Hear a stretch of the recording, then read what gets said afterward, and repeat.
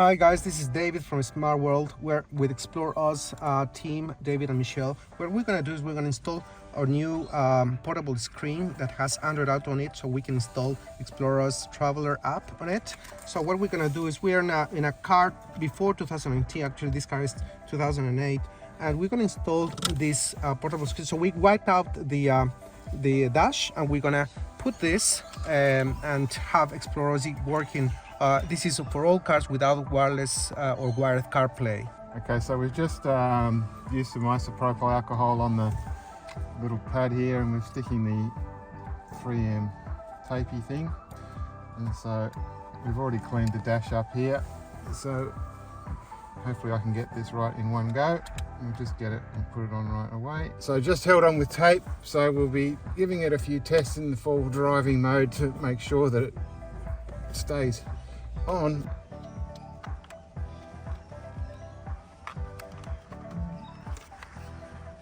Okay, so before we finally install it, we're just going to hook up the cables because it'll get a little bit tight to reach them once it's already installed. So it comes with an external GPS at the moment, and David tells me they're going to have one with an integrated GPS.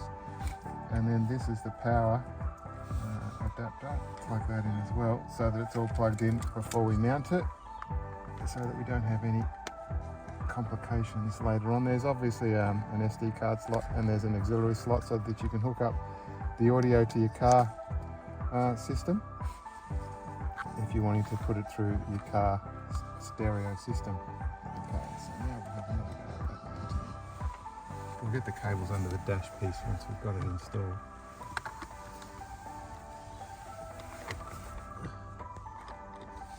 Just get that to come out the hole. Yeah, okay. So what we've done is we installed the cables and connected the cigarette lighter to give it power, and also the GPS antenna for the location, Which will run a lot nicer before we do too much. so it looks very steady, and it has a camera as well, so probably we should have showed you. Oh yeah. So so you can film on the way around. Okay, so we've been setting up the little unit, and the first thing we've had to do is obviously install or set up our Google account. And so instead of you watching me signing in, we've already signed in now. So we're just going through the final steps of signing in to the Google account. Obviously you need to sign into the Google account to have access to the Play Store to download the app. So we're just finishing that off. And I don't want to use this backup for this device, it doesn't need it. And so now obviously we're into Google. So we should be able to now go into the Google Store and say not now. It knows who I am. We'll just go into search, and we'll search up ExplorOz Traveller. Okay, it's already got it, so I'll go there. And down here it is here. I'll just click on it to go in. I'm obviously a testing user, but this is the same information that anyone will get.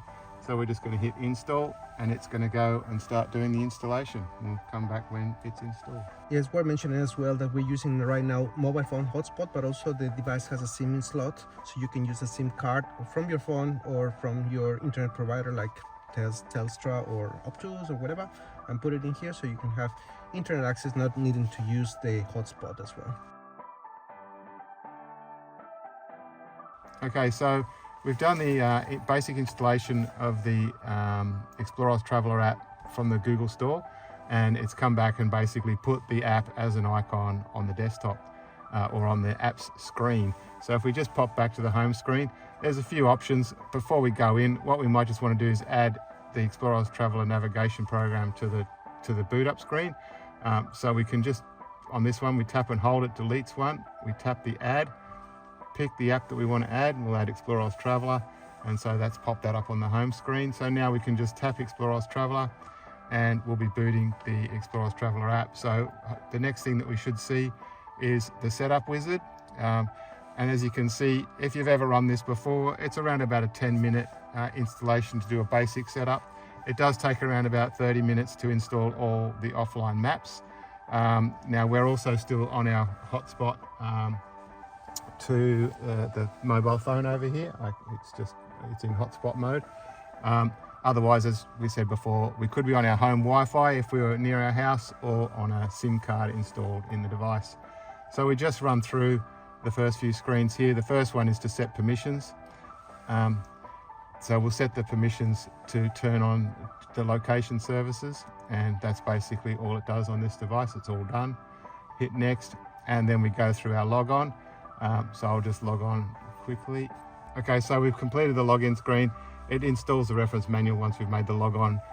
Your licenses are shown here, so obviously being me, we've got access to pretty much everything. So we're just going to hit next on the tutorial. This takes us into the download section. So the first thing we need to do is to download the content, and so we'll just start the content download, and you'll see that it starts. If I just scroll down and show you a little bit further down, you'll see some options here about your internal storage space. So this is obviously a 64 gig machine, and we've got about 48 gigs left. You'll see down here for the map packs, the message is basically telling us that we have to install the content before the map pack's done, and that's what's happening up here. So once this is finished, we'll be able to install the offline map packs as well.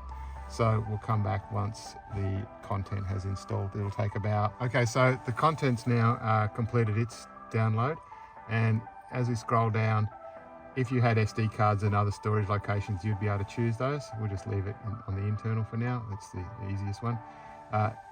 The map license is the same. We've got a map license here. If you don't have one already and you haven't bought it yet, there'll be a purchase button here, and you can click that and it will take you over to the location where you can purchase the in-app purchase for the map. If you've obviously got the license, you can then obviously come down and do the download. And so we start with the low res pack. These particular map packs, they do need to be installed in a logical order. These two first. The bottom two here, so the low res pack gives you up to zoom level 9.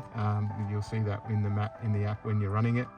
The high res pack gives you the full detail maps all the way to 1 to 2000 scale. These optional packs, as I say, they are optional. The contour pack, we've got 10 meter contours in the app if you want to have the high resolution contours. And if you don't know what they are, you may or may not want them, but if you do know what they are, I'm sure you'll want them. The contour pack is an optional install. And the terrain and hillshade pack, it's just finished the low res pack. I'll just kick over the high res pack while we're still talking. You can see it goes charging through. There's 128 parts of this pack, so it will take a little bit of time. The first one was only little, it says 96 megs. The next one is 3,142 megs, which is 3 gigs. So it will take a little bit of time to install. The hillshade and terrain pack, which we didn't mention, it actually gives you some contour shading and hillshade. It makes the map look a lot more 3D. So you can also see things that are showing you the elevation and the pictures in the landforms by seeing it with a color shade. If you know what that means and you want those, or if you're just one of those people like me that wants to have everything, you'll download that as well. So we'll let those downloads go through, and we'll catch up with you. Okay, so we've just finished, we've obviously done the content. We've now done the low res and the high res pack. We'll leave the contour and terrain packs for later, just so we can continue on. Obviously, the next in the setup wizard gives you the ability to change the settings. There is a heap of settings in the app. There's tutorials about each of these settings. I'm not going to explain them all right now, but you can change pretty much everything. One of the things I like to change is 24 hour, because that's just me. And so we'll leave those, but as I say, there's a whole wealth of them. The map screen settings, and then the topo settings, navigation, talking about how the auto recalculation and voice prompts and all sorts of stuff. So you can change all those to your heart's content. Okay, so after the setup component, you can go, the next button will take you to the help guides. And within the app, we provide all of the help guides. You can get to these from the menu after the app is installed. Generally, we'd like everyone to quickly read the quick start guide. One of the things I've noted in here is that we don't actually currently have a PDF viewer installed. All the setup guides and information are in PDF on the app. So what we want to do is obviously go and get ourselves a PDF viewer. So we just go back to the home screen and we go to the apps list, and we go into the Play Store and we'll search for a PDF viewer, PDF viewer for Android. And I haven't tried the Acrobat one. We'll give the Acrobat one a go. We'll install that. So obviously the advantage of having a head unit or a device like this is that you can just install anything that's on the Play Store. So whatever you particularly want or need, you can go and get it. And now that that's installed, we should be able to hopefully, once it's finished, go back to the app, back to our quick start guide, and hopefully this time it'll open up the quick start guide in the PDF viewer. Obviously the first time we've run it, it hasn't actually taken us to where we wanted to go. It's shown us something else. So here's the quick start guide directly within the app so that you can read it. Lovely big screen, you can easily see. And so within this quick start guide, one page, you can be prompted at all the bits and pieces that are on the screen and see how it all works.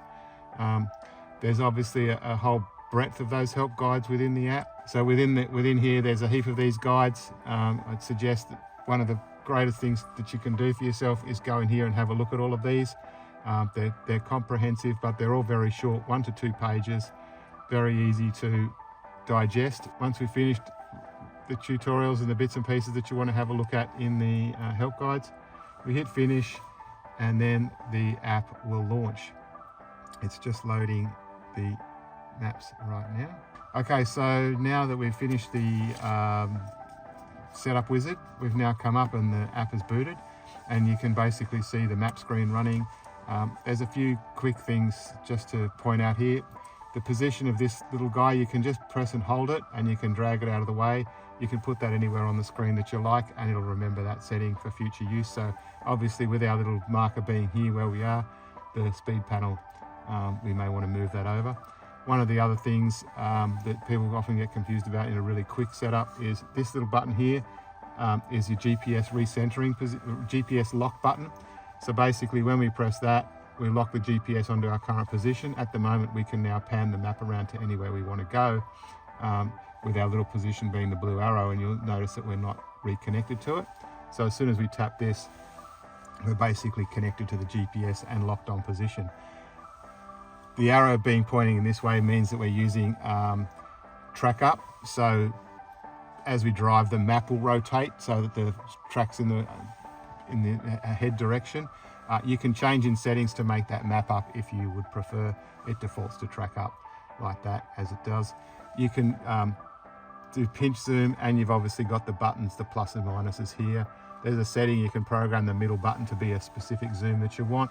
And then over here is our map layers where we can turn on and off various things. I'm currently just using the online map because you can see when we did the earlier shots, we didn't actually install the contour lines, and the contour lines are now visible on here. So I didn't want people to get confused that the contour lines had just magically appeared and we hadn't installed them.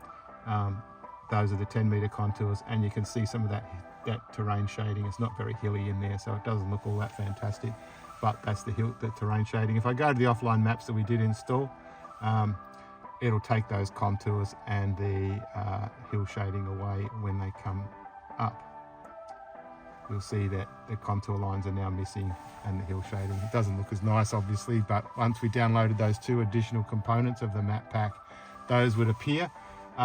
So not to be confused, you don't have to select different map packs or different map things. That the downloading options in the data manager allowed you to select just the 4 components so that you could have the option of turning it on or off if you wanted those bits of data. It's a seamless usage of those map packs. You'll get all the map detail of whatever you've downloaded at the time in one go. You don't have to select. Obviously there are a few other online maps that you may want to use, the streets and paths map or the satellite map. They're options that you can use when you're online. If you go offline, those options will all disappear, and obviously once you go offline, you'll only have the offline maps, and you may want to have the contours and other things loaded. Other bits and pieces in these tools, it's worth having a look at again at all the tutorials and at the help guides to work out how to drive all these things. It's a bit too intense to go through those for the scope of the video that we're presenting today. So there's the ExplorOz Traveller app. We installed the PDF viewer because there wasn't one on this particular device. You're able to read the help guides. You've seen how it all works. We're going to give this a test in the car and give it a shake around and see how the bracketing works and things like that. It certainly looks nice. The map looks nice on the display. We're pretty happy with that. So for all the inquiries about this device and any other CarPlay and Android Auto issues that you might want to have, contact David at SmartWorld.